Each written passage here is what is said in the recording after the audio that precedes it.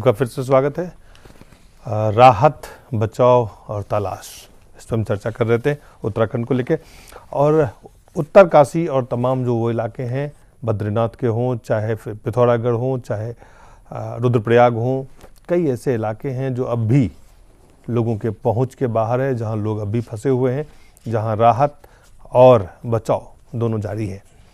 और एक तरफ राहत बचाव जारी है, दूसरी तरफ लोग अपने परिजन को ढूंढने के लिए, तलाशने के लिए शहर में घूम रहे हैं, टेलीविज़न स्टूडियो भी जा रहे हैं, तस्वीर भी भेज रहे हैं और वो चाहते हैं कि उनके परिजन के बारे में हम लगातार उन्हें मदद करें।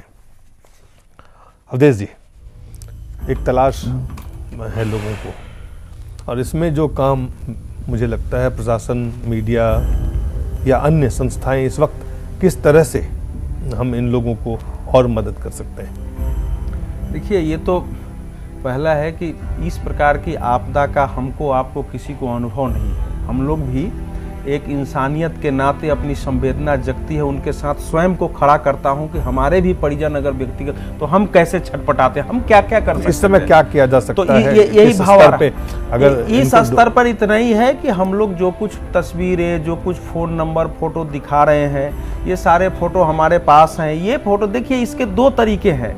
अब केदारनाथ, मतलब किसी के बारे में बोलना हम लोगों को, हम चाहते हैं कि सबके परिजन उपलब्ध हो जाए, लेकिन केदार घाटी में जैसा कि हमारे भी सब बता रहे हैं, अब केदार घाटी से पूरा साफ कर दिया गया है।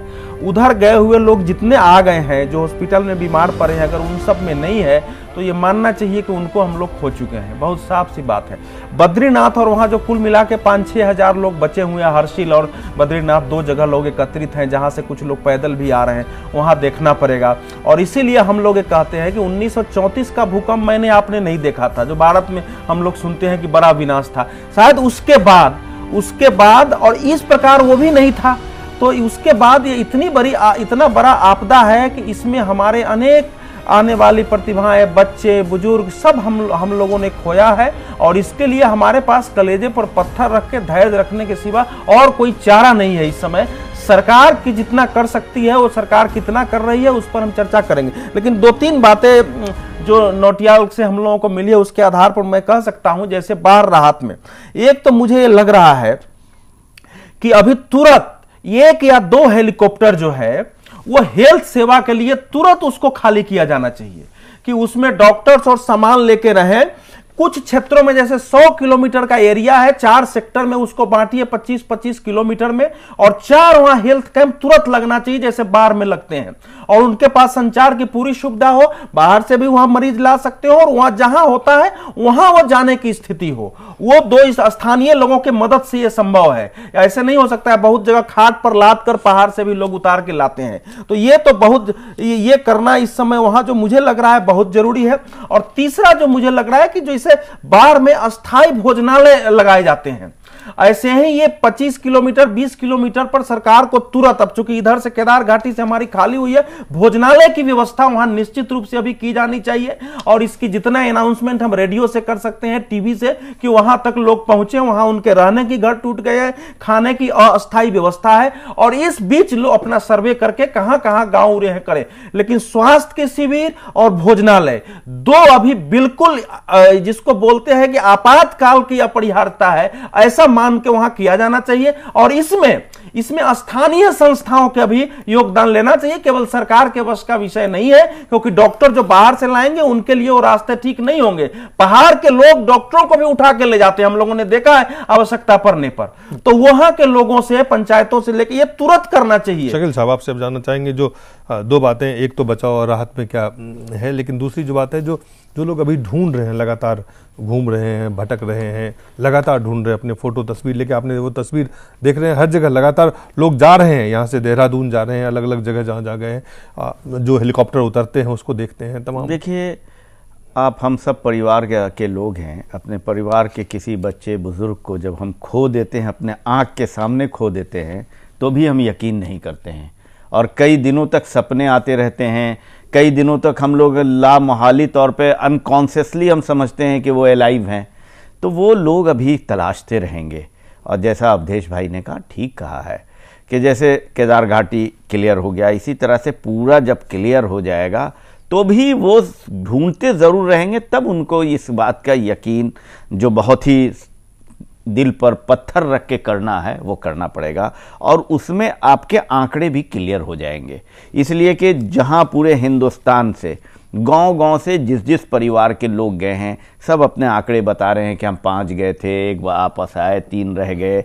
इस तरह से वो आंकड़े बड़े महत्वपूर्ण होंगे जो पूरे देश से हमको कलेक्ट करना पड़ेगा, और वही ओरिजिनल आंकड़े होंगे जो बाहर के लोगों के लिए।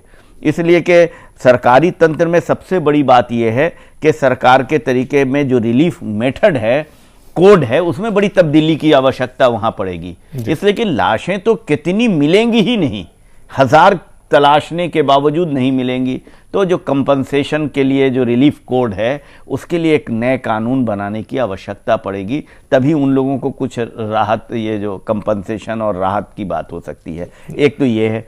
दूसरी बात यह है कि रिलीफ का काम लोकल लेवल पर और जो बाहर के लोगों का, ये अलग बात है कि बाहर के लोग की प्राथमिकता भी हो गई है, और लोकल एडमिनिस्ट्रेशन जो है वो अब सुचारू रूप से काम शुरू किया है। तो रिलीफ में हेल्थ की और रिलीफ कैंप की, लेकिन हम जो प्लेन पर जो हम लोग टीवी पर डिस्कशन करते हैं, हम लोग अपने प्लेन में जिस तरह से रिलीफ कैंप और हेल्थ की सुविधाओं की चर्चा कर देते हैं या सपने सोच लेते हैं, वो शायद वहाँ पॉसिबिलिटी नहीं है, वहाँ बहुत ही कठिन है। उस कठिन काम को उसी अंदाज से ही होगा। हम समझते हैं कि सरकारी तंत्र और पूरी ईमानदारी के साथ सभी पॉलिटिकल पार्टियां, सामाजिक संस्थाएं, धार्मिक संस्थाएं भी सब मिलके सही रूप से काम कर रही हैं।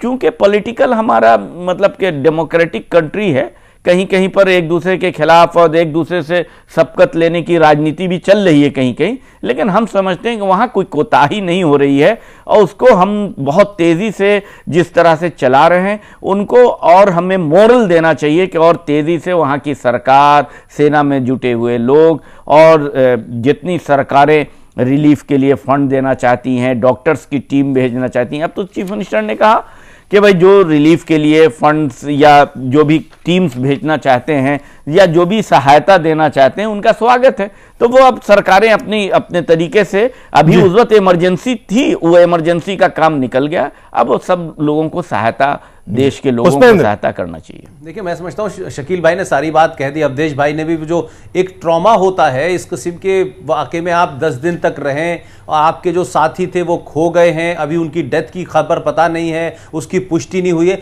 ये एक मेंटल ट्रॉमा भी है। ये बहुत दिन तक ये साइकिक, इसमें एक बड़े साइकोलॉजिस्ट की जरूरत भी पड़ेगी लोगों का, जो इस पूरी त्रासदी को 10 दिन से देख रहे हैं अपनी आंखों के सामने। बहुत सारी खबरें आ रही हैं कि लोग लाशों के बीच में लेटे रहे, बहुत सारी खबरें आ रही हैं कि उनके ऊपर पैर रख के आए। तो ये तमाम सारी चीजें हैं कि साइकोलॉजिकल ट्रॉमा होगा, जो आगे देश के लोगों को, जो लोग इसके विक्टिम हैं उनको बड़ा नुकसान होगा और उनको बड़ी लंबी काउंसलिंग की जरूरत पड़ेगी।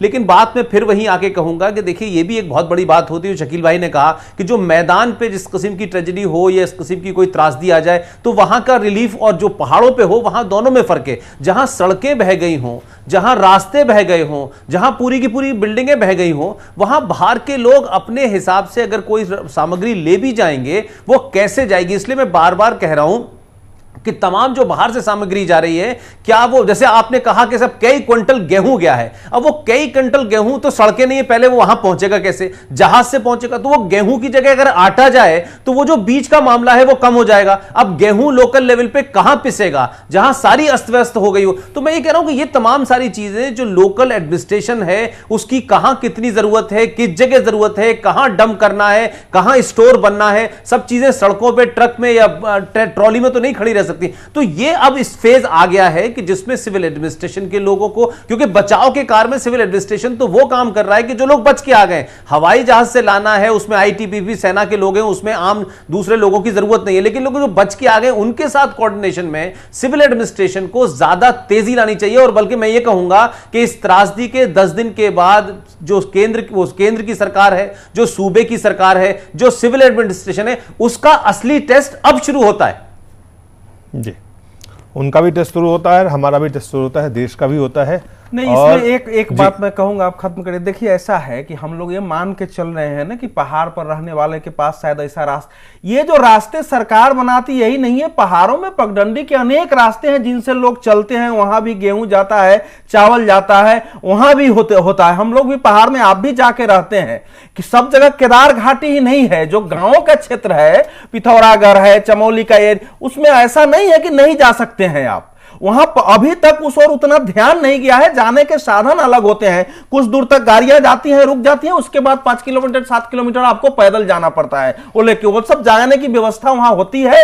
राहत तो निश्चित रूप से गांवों पर कंसंट्रेट होना चाहिए, वहां 4 किलो 5 किलोमीटर 6 किलोमीटर पर जहां जगह हो राहत शिविर लग ही सकती है, बगैर उसके कोई चारा ही नहीं है। पहाड़ में उत्तरकाशी का बाढ़ पिछली बार भी आया था, टिहरी का बाढ़ आया था, उसी प्रकार से राहत शिविर वहां लगे सरकार के सामने जो लोग केवल सरकार पर हम लोग जा रहे हैं। सरकारों की जो राहत व्यवस्था होती है वो हमेशा जो है, मैं सिर्फ ये सरकार की बात नहीं कर रहा, मैं कह रहा हूं कई चुनौतियां हैं सरकार के साथ साथ हम तमाम जो लोग हैं, चाहे वो मीडिया में हो, चाहे किसी अन्य संगठन में हो, कहीं समाज में हो, किसी और व्यवस्था में हो, उन तमाम लोगों को इस वक्त चूंकि सरकारी तंत्र जो वहाँ पे है उसके मदद से बेहतर काम किया जा सकता है, उसके साथ मिलके ज़्यादा प्रभावी ढंग से हम जो राहत और बचाव का काम कर सकते हैं, कम से कम राहत का काम बेहतर ढंग से हो सकता है, उस पर हम जरूर केंद्रित करें। बचाव हो सकता है, राहत ज्यादा नहीं, राहत भी हो सकता है, बचाव भी हो सकता है। जहां भी मदद करेंगे, हर एक आदमी का मदद बहुत ही महत्वपूर्ण है, इसलिए हम सबको लगातार कम से कम जब तक बचाव पूरा नहीं होता है बचाव में लगना चाहिए। इसके साथ साथ राहत और तमाम तरह के जो लोग तलाश रहे हैं अपनों को, अगर उनकी कहीं भी किसी तरह की भी सूचना आप तक है तो वो जरूर पहुंचाएं। बहुत बहुत धन्यवाद अवधेश जी, पुष्पेंद्र जी, शकील साहब और आप सब लोगों का बहुत बहुत धन्यवाद।